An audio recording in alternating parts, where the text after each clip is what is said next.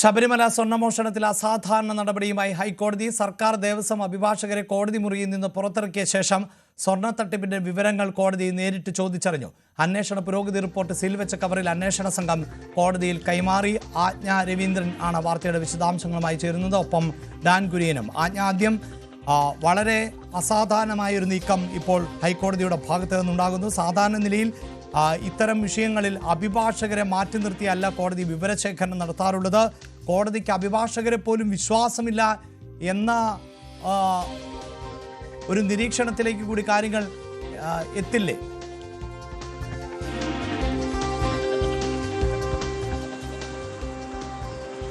അഭിലാഷ, നേരത്തെ തന്നെ കോടതി സൂചിപ്പിച്ചിരുന്നതാണ് അന്വേഷണ സംഘത്തോട്, പ്രത്യേകിച്ചും ഈ ഇടക്കാല അന്വേഷണ പുരോഗതി റിപ്പോർട്ട് സമർപ്പിക്കുമ്പോഴും അതല്ലെങ്കിൽ അന്വേഷണത്തിന്റെ ഘട്ടത്തിൽ ഒരിക്കലും മറ്റുള്ളവരുമായി ഇത് മാധ്യമങ്ങളോട് ഉൾപ്പെടെ മറ്റുള്ളവരുമായി ഇത് കമ്മ്യൂണിക്കേറ്റ് ചെയ്യാൻ പാടില്ല. അങ്ങേയറ്റം കോൺഫിഡൻഷ്യലായി തന്നെ ഈ അന്വേഷണം മുന്നോട്ട് കൊണ്ടുപോകണം എന്ന് അന്വേഷണ ഉദ്യോഗസ്ഥർക്ക് കോടതി നിർദ്ദേശം നൽകിയിരുന്നതാണ്. മാത്രമല്ല, ഇതുമായി ബന്ധപ്പെട്ടുള്ള, അതായത് ഈ അഞ്ചംഗ സംഘത്തെ അന്വേഷണം ഏൽപ്പിച്ച ശേഷമുള്ള ആദ്യ ഇടക്കാല അന്വേഷണ പുരോഗതി റിപ്പോർട്ടാണ് ഇന്ന് കോടതിയിൽ സമർപ്പിച്ചിരുന്നത്. സീൽ വെച്ച കവറിലാണ്.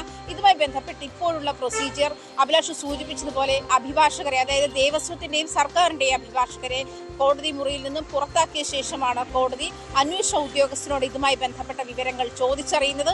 അന്വേഷണവുമായി ബന്ധപ്പെട്ട തുടർ നടപടികൾ എന്തൊക്കെ വേണം, ഏതൊക്കെ തരത്തിൽ എന്തൊക്കെ കാര്യങ്ങൾ ഇതിൽ ഉൾപ്പെടുത്തണം എന്നുള്ള കാര്യവും കോടതി നിർദ്ദേശിക്കുന്നുണ്ട്. അന്വേഷണ ഉദ്യോഗസ്ഥരുമായി സംസാരിച്ചു കൊണ്ടിരിക്കുകയാണ് കോടതി എന്നാണ് മനസ്സിലാക്കാൻ കഴിയുന്നത്. അടച്ചിട്ട മുറിയിലാണ് ഈ കോടതി കൂടിയിരിക്കുന്നത്. അടച്ചിട്ട മുറിയിലാണ്. നമുക്ക് സാധാരണ ഓൺലൈനിലാണ് നമുക്ക് ഹൈക്കോടതിയുടെ മറ്റ് പ്രൊസീഡിങ്സ് ഒക്കെ കാണാൻ കഴിയുക. ഇത് 7B എന്ന് പറയുന്ന ഈ ജസ്റ്റിസ് വി രാജ ജസ്റ്റിസുമാരുടെ, അതായത് ദേവസ്വം ബെഞ്ചിന്റെ ഈ പ്രൊസീഡിങ്സ് നമുക്കിപ്പോൾ കാണാൻ കഴിയില്ല. ജസ്റ്റിസ് രാജ വിജയരാഘവനും അതുപോലെ KV ജയകുമാറും അടങ്ങുന്ന ബെഞ്ചാണ് ഇതുമായി ബന്ധപ്പെട്ടുള്ള അന്വേഷണവുമായി മുന്നോട്ട് പോകുന്നത്. കോടതിയിൽ ഇതുമായി ബന്ധപ്പെട്ടുള്ള പ്രൊസീഡിങ്സ് നടത്തുന്ന ഈ ബെഞ്ചാണ്. ഇവര് അന്വേഷണ ഉദ്യോഗസ്ഥർക്ക് വേണ്ട നിർദ്ദേശങ്ങൾ നൽകിക്കൊണ്ടിരിക്കുകയാണ് എന്നാണ് മനസ്സിലാക്കാൻ കഴിയുന്നത്. നേരത്തെ തന്നെ ഈ അന്വേഷണത്തിന് ഉത്തരവിട്ട സാഹചര്യത്തിലും അന്വേഷണ സംഘത്തെ രൂപീകരിച്ചിരുന്ന സാഹചര്യത്തിലുമൊക്കെ ഇതുമായി ബന്ധപ്പെട്ട് കർശന നിർദ്ദേശമായിരുന്നു കോടതി അന്വേഷണ ഉദ്യോഗസ്ഥർക്ക് നൽകിയിരുന്നത്. Crime branch ADGP H. വെങ്കടേഷിന്റെ നേതൃത്വത്തിലുള്ള അന്വേഷണ സംഘമാണ് ഈ കേസുമായി ബന്ധപ്പെട്ടുള്ള അന്വേഷണം നടത്തുന്നത്. ഇത് SP ശശിധരനാണ് ഇന്ന് കോടതിയിൽ ഇതുമായി ബന്ധപ്പെട്ട അന്വേഷണ പുരോഗതി റിപ്പോർട്ട് ഹാജരാക്കിയിരിക്കുന്നത്. ഇതുമായി ബന്ധപ്പെട്ട് അന്വേഷണ ഉദ്യോഗസ്ഥർക്ക് ഇതുവരെയുള്ള പ്രൊസീഡിങ്സ് എന്തൊക്കെയാണ് എന്നുള്ള കാര്യം കോടതിയിൽ ബോധ്യപ്പെടുത്തിയിട്ടുണ്ട്. അതിൽ ഉണ്ണികൃഷ്ണൻ പോറ്റിയുടെ അറസ്റ്റ് ഉൾപ്പെടെയുള്ള കാര്യങ്ങളുണ്ട്. മാത്രമല്ല, റിട്ടയർഡ് ജസ്റ്റിസ് KD ശങ്കരന്റെ നേതൃത്വത്തിലുള്ള സംഘം ഇതുമായി ബന്ധപ്പെട്ട് ദേവസ്വം ബോർഡിലെ സ്വത്തുമായി ബന്ധപ്പെട്ട് ശബരിമലയിലെ സ്വത്ത് വിവരങ്ങൾ അന്വേഷിക്കുന്നുണ്ട്. അതുമായി ബന്ധപ്പെട്ടുള്ള അന്വേഷണ പുരോഗതിയും കോടതിയിൽ ബോധ്യപ്പെടുത്തിയിട്ടുണ്ട്. ദേവസ്വം ബോർഡ് ഈ സ്വർണ്ണപ്പാളി ഇളക്കി മാറ്റിയത് അടിയന്തരമായി ശബരിമലയിൽ പുനഃസ്ഥാപിക്കണമെന്ന് കോടതി നിർദ്ദേശിച്ചിരുന്നു. അതും ചെയ്തിട്ടുണ്ട് എന്ന് കോടതിയെ ദേവസ്വം ബോർഡ് അറിയിച്ചിട്ടുണ്ട്. ഇത്തരം പ്രൊസീഡിങ്സ് ആണ് ഇന്ന് നടന്നിട്ടുള്ളത്. എന്നിരുന്നാലും ഇപ്പോഴും അന്വേഷണ സംഘവുമായി കോടതി സംസാരിക്കുകയാണ്. ഈ അഭിലാഷ് സൂചിപ്പിച്ചതുപോലെ അങ്ങേയറ്റം അസാധാരണ നടപടിയാണ്. പ്രത്യേകിച്ചും അഭിഭാഷകരെ ഈ കാര്യത്തിൽ ഇൻവോൾവ് ചെയ്യിക്കാതെയാണ് കോടതി ഈ പ്രൊസീഡിങ്സ് നടത്തുന്നത്. അങ്ങേയറ്റം രഹസ്യ സ്വഭാവം പാലിക്കണം എന്ന കാര്യത്തിൽ നിർബന്ധമുള്ളത് കൊണ്ട് തന്നെയാണ് ഇതുമായി ബന്ധപ്പെട്ടുള്ള ഈ നീക്കമെന്നാണ് മനസ്സിലാക്കാൻ കഴിയുന്നത്. ഇത് ഏതൊക്കെ തരത്തിലാണ്, അത് പ്രത്യേകിച്ചും ദേവസ്വം വിജിലൻസിന്റെ അന്വേഷണം മുതൽ ഇങ്ങോട്ട് ഇത് അന്വേഷണ റിപ്പോർട്ട് അന്ന് ദേവസ്വം വിജിലൻസ് കോടതിയിൽ ഹാജരാക്കുന്നത് മുതൽ കോടതി പറഞ്ഞിട്ടുണ്ടായിരുന്നു കർശനമായും മാധ്യമങ്ങളോട് SIT സംസാരിക്കരുത്. ഇതുമായി ബന്ധപ്പെട്ട കാര്യങ്ങൾ അതായത് അന്വേഷണ സംഘാംഗങ്ങളല്ലാതെ മറ്റാരും ഇതുമായി ബന്ധപ്പെട്ട കാര്യങ്ങൾ അറിയരുത്.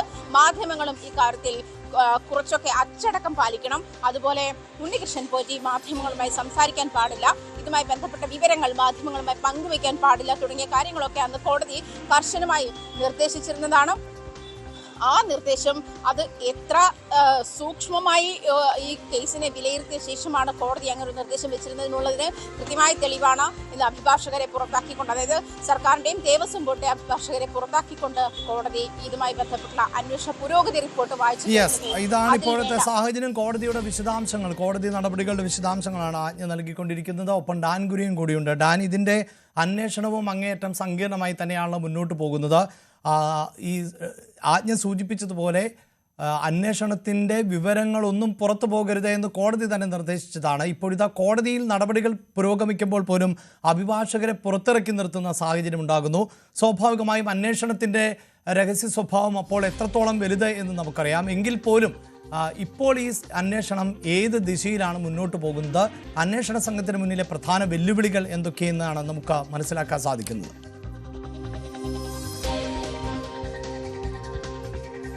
ഹൈക്കോടതി നിർദ്ദേശത്തിന്റെ അടിസ്ഥാനത്തിൽ 10 ദിവസം മുമ്പാണ് പ്രത്യേക അന്വേഷണ സംഘത്തിന് രൂപം നൽകുന്നത്. ADGP H. വെങ്കടേഷ്, ക്രൈംബ്രാഞ്ച് മേധാവിയാണ് അദ്ദേഹത്തിന്റെ മേൽനോട്ടത്തിലാണ് ഈ അന്വേഷണം തുടർന്നുകൊണ്ടിരുന്നത്. SP ശശിധരൻ ഉൾപ്പെടെയുള്ള സൈബർ വിദഗ്ധർ ഉൾപ്പെടെയുള്ള സംഘമാണ് അന്വേഷണ സംഘത്തിൽ SIT ടീമിൽ ഉൾപ്പെട്ടിരിക്കുന്നത്. ഇതിൽ ഏതാണ്ട് 6 ദിവസം പിന്നിടുമ്പോഴാണ് ഉണ്ണികൃഷ്ണൻ പോറ്റിയെ കസ്റ്റഡിയിലെടുക്കുന്നു, വിശദമായി ചോദ്യം ചെയ്യുന്നു. അതിനുശേഷം 14 ദിവസത്തേക്ക് കോടതിയിൽ ഹാജരാക്കിയ ശേഷം വീണ്ടും റിമാൻഡിലാവുന്നു, അങ്ങനെ കസ്റ്റഡിയിൽ വാങ്ങുന്നു. 14 ദിവസം കസ്റ്റഡിയിൽ വാങ്ങുന്നു. അതിനിടയിലാണ് ചോദ്യം ചെയ്യലിൻ്റെ ആദ്യഘട്ടം പൂർത്തിയാകുകയും ഉണ്ണികൃഷ്ണൻ പോറ്റി നൽകിയ വിവരങ്ങളുടെ അടിസ്ഥാനത്തിൽ പോറ്റിയുടെ സഹായിയായ അടുത്ത സുഹൃത്തായ അനന്ത സുബ്രഹ്മണ്യനെ ഇന്നലെ ഈ ക്രൈംബ്രാഞ്ച് ആസ്ഥാനത്തേക്ക് ചോദ്യം ചെയ്യാനായി ക്രൈംബ്രാഞ്ച് ഓഫീസിലേക്ക് വിളിച്ചു വരുത്തുന്ന സാഹചര്യം ഉണ്ടായി. ഏതാണ്ട് ഒരു 8-9 മണിക്കൂറിലധികം വിശദമായ ചോദ്യം ചെയ്യൽ നടന്നുവെന്നാണ് നമുക്ക് അറിയാൻ കഴിയുന്നത്. പക്ഷേ ഏതെങ്കിലും തരത്തിലുള്ള വിവരങ്ങൾ പങ്കുവെക്കുന്ന ഒരു സാഹചര്യം ഉദ്യോഗസ്ഥരുടെ ഭാഗത്ത് നിന്ന് ഇതുമായി ബന്ധപ്പെട്ട് ഔദ്യോഗികമായി ഉണ്ടായിട്ടില്ല. കാരണം കോടതിയുടെ കൃത്യമായൊരു സർവൈലൻസിലാണ് ഇതുമായി ബന്ധപ്പെട്ട ഓരോ ഇടപെടലുകളും. അതുകൊണ്ട് തന്നെയാണ് ഒരു തരത്തിലും ആ വിശദാംശങ്ങൾ പങ്കുവെക്കാൻ അവർ തയ്യാറാകാത്തതും. ഒരുപക്ഷെ കോടതി മുറിക്കുള്ളിൽ പോലും അത്തരത്തിൽ അഭിഭാഷകരെ ഉൾപ്പെടെ പുറത്ത് നിർത്തുന്നതിലൂടെ കോടതി നൽകുന്ന സന്ദേശവും ഇതിൻ്റെ രഹസ്യാത്മക സ്വഭാവം അത് കൃത്യമായി കാത്തു സൂക്ഷിക്കേണ്ടതിൻ്റെ ഒരു അനിവാര്യതയിലേക്ക് തന്നെയാണ് അതുൾപ്പെടെ വിരൽ ചൂണ്ടുന്നത്. എന്തായാലും ഒരു കാര്യം ഉറപ്പാണ്, 14 ദിവസത്തേക്കാണ് കസ്റ്റഡിയിൽ വിട്ടിരിക്കുന്നത്. അതിൽ ഏതാനും ദിവസങ്ങൾ ഇപ്പോൾ പിന്നിടുന്നു. ഇനി ഒരാഴ്ചയിലധികം ഈ പ്രത്യേക അന്വേഷണ സംഘത്തിൻ്റെ കൈവശമുണ്ട് വിശദമായ ചോദ്യം ചെയ്യലും തെളിവെടുപ്പിനുമൊക്കെ ഉണ്ണികൃഷ്ണൻ പോറ്റി. ആ സമയത്തിനുള്ളിൽ ഉണ്ണികൃഷ്ണൻ പോറ്റിയുമായി ബംഗളൂരുവിലേക്ക് ഉൾപ്പെടെ അന്വേഷണ സംഘത്തിന് പോകേണ്ടതുണ്ട്. അതിനു മുമ്പ് ഈ ബംഗളൂരുവിലേക്ക് പോകുന്നതിന് മുമ്പ് ദേവസ്വം ബോർഡിലെ ജീവനക്കാരായ മുരാരി ബാബുവിനെയും അതോടൊപ്പം സുനിൽ കുമാറിനെയും ചോദ്യം ചെയ്യാനായി വിളിച്ചു വരുത്തുകയോ കസ്റ്റഡിയിലെടുക്കുകയോ ചെയ്യുന്ന തുടർ നീക്കങ്ങൾ ഉണ്ടാകുമോ എന്നതാണ് ഇനി ഏറ്റവും പ്രധാനപ്പെട്ട കാര്യം. അതായത് കൃത്യമായ തെളിവുകൾ ശേഖരിച്ചതിന് ശേഷം, പരമാവധി തെളിവുകൾ ശേഖരിച്ചതിന് ശേഷം മാത്രം തുടർ നടപടികളിലേക്ക് കടക്കുക. പഴുതടച്ച ഒരു അന്വേഷണം തന്നെയാണ് നടത്തുന്നത്. എടുത്തു പറയേണ്ട കാര്യം, 6 ആഴ്ചക്കകം സമഗ്രമായ റിപ്പോർട്ട് കോടതിയിൽ സമർപ്പിക്കേണ്ടതുണ്ട്, ഹൈക്കോടതിയിൽ. അങ്ങനെ സമർപ്പിക്കുന്ന റിപ്പോർട്ടിൽ കോടതി ഏതെങ്കിലും തരത്തിൽ അതൃപ്തി രേഖപ്പെടുത്തിയാൽ അത് അന്വേഷണ ഉദ്യോഗസ്ഥരെയും പ്രത്യേകിച്ച് ഈ SITയെയും അതോടൊപ്പം സർക്കാരിനെയും അത് വലിയ തരത്തിൽ പ്രതികൂലമായി ബാധിക്കും. അതുകൊണ്ട് ഇതിൽ കൃത്യമായ കണ്ടെത്തലുകളിലേക്ക് എത്തുക, ഉണ്ണികൃഷ്ണൻ പോറ്റിയുടെ ബെനാമി ഇടപാടുകൾ എന്തൊക്കെയായിരുന്നു, മറ്റ് കണ്ണികൾ ആരൊക്കെയായിരുന്നു, ഇതടക്കം കണ്ടെത്തുക എന്നത് പ്രധാനപ്പെട്ട ഒരു വെല്ലുവിളിയാണ്. അതുകൊണ്ട് തന്നെയാണ് ഈ അതീവ രഹസ്യാത്മക സ്വഭാവം സൂക്ഷിച്ചുകൊണ്ട് ഈ കേസിൻ്റെ അന്വേഷണം ഇങ്ങനെ തുടരുന്നത്. ഏറെക്കുറെ അതിൽ ആ രഹസ്യാത്മക സ്വഭാവം സൂക്ഷിക്കുന്നതിൽ വിജയിച്ചു എന്ന് വേണം പറയാൻ. മാത്രമല്ല, ഇന്ന് സമർപ്പിച്ചിരിക്കുന്ന റിപ്പോർട്ടിൽ പ്രധാനപ്പെട്ട ചില കണ്ടെത്തലുകളുണ്ട്. തുടരന്വേഷണത്തിലേക്ക് നയിക്കുന്ന നിർണായകമായേക്കാവുന്ന ചില കണ്ടെത്തലുകളടക്കം ഈ സമഗ്രമായ റിപ്പോർട്ടിൽ ഉണ്ട് എന്ന സൂചനകൾ കൂടി നമുക്ക് ക്രൈംബ്രാഞ്ചിൻ്റെ ഭാഗത്തുനിന്ന് ലഭിക്കുന്നുണ്ട്. യെസ്, അന്വേഷണം രഹസ്യമായി തന്നെയാണ് മുന്നോട്ട് പോകുന്നത്. അന്വേഷണ വിവരങ്ങൾ ചോർന്നു പോകരുത് എന്ന കോടതിയുടെ പ്രത്യേകമായ നിർദ്ദേശം കൂടിയുണ്ട്. ഇപ്പോഴിതാ അന്വേഷണ പുരോഗതി റിപ്പോർട്ട് കോടതി പരിശോധിക്കുമ്പോൾ കോടതിയും അസാധാരണമായ നീക്കമാണ് നടത്തുന്നത്. ആജ്ഞ രവീന്ദ്രനും ഡാൻ കുര്യനുമാണ് വാർത്തയുടെ വിശദാംശങ്ങൾ നൽകിയത്. ഒരു ഇടവേള കൂടി.